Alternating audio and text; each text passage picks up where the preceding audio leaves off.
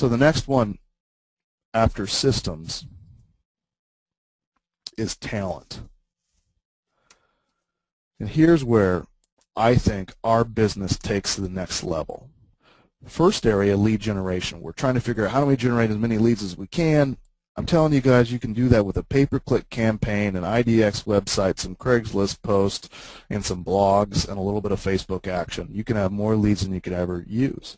And we're generating almost 15,000 leads just off one website this year. And we have multiple websites and sign calls and all other types of leads. Lead generation is the easy part. I can teach you guys how to do that. Lead conversion, we have a system for you. You can tweak it. We give you the emails. We give you the phone calls. That's there. Systems, I'll see what you guys don't have, and I'll try to make sure you have everything you need. But there's a system for almost everything that we do. But this fourth area of IMSD that I want to talk about is talent. The first one was lead generation. Once you're done lead generating for buyers and sellers, you need to start lead generating for talent.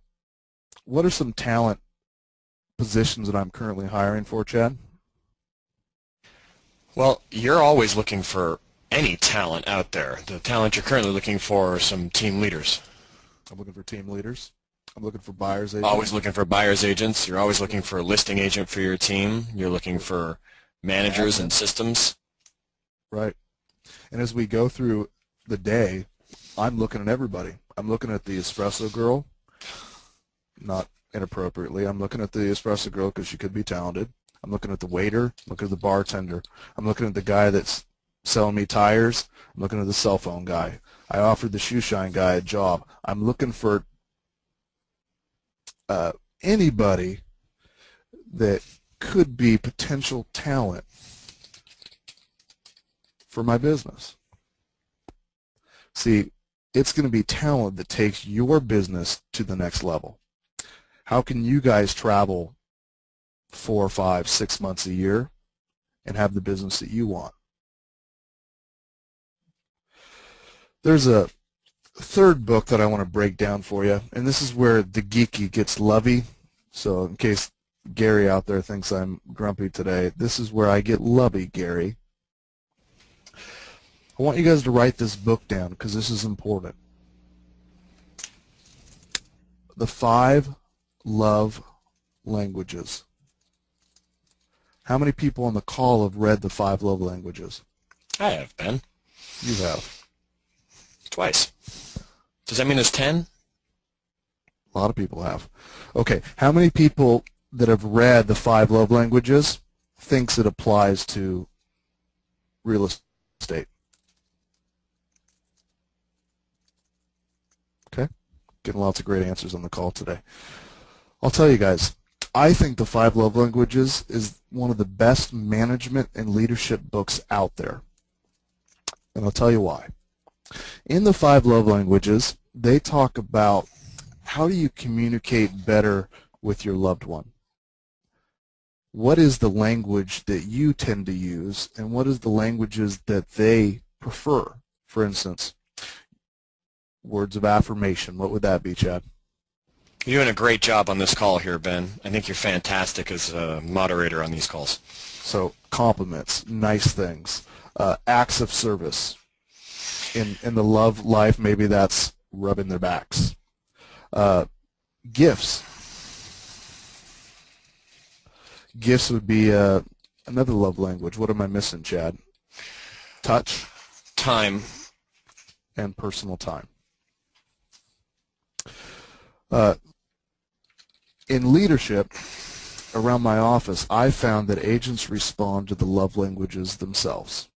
And this is important to your real estate business because you have to find ways to motivate these people, whether you're an office manager, a team leader, running your own real estate team, or trying to keep loyalty of your admin or your staff, or you're trying to get your clients to send you more referrals.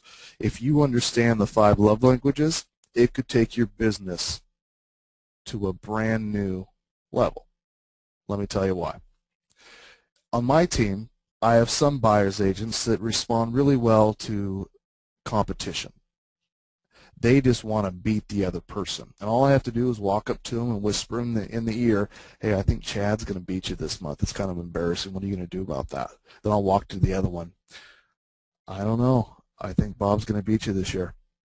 Back to Chad. And then you get to have these people battling back and forth. So some of them thrive off competition. Other members of my team, they will jump out of a window naked for an iPad. I don't know what it is, but they are motivated by iPads, laptops, trips to Vegas. I can usually get an extra couple deals a month just by offering an iPad. That's easy. Some of them, you have to walk up and pat them on the head and tell them they're doing a good job. Other ones, spending some personal time, taking them to lunch, hearing them out. You have to figure out what it is that gets them to respond. And I have a couple agents of the team. The only reason they stay working is because if I say, if you don't, I'm going to fire you. So they work out of fear. You have to figure out how can you motivate your people. If you can learn to motivate your people, you can take your business to a whole new level. See, here's what I know about most real estate agents. I know that you're productive as an agent. But what I haven't seen yet is real estate agents' ability to be productive and get results through others. Let me repeat that, Chad. I know that real estate agents, for the most part, are productive. But what I haven't seen yet is agents' ability to get results and get productivity through others. Is that true, guys on the call?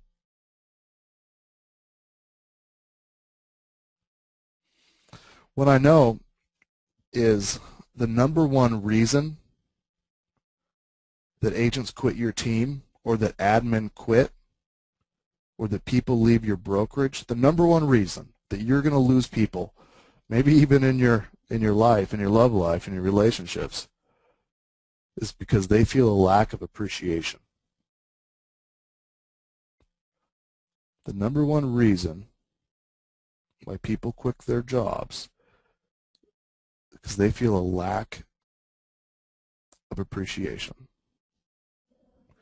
Understanding those things, then we can move into the fifth activity, which is retention.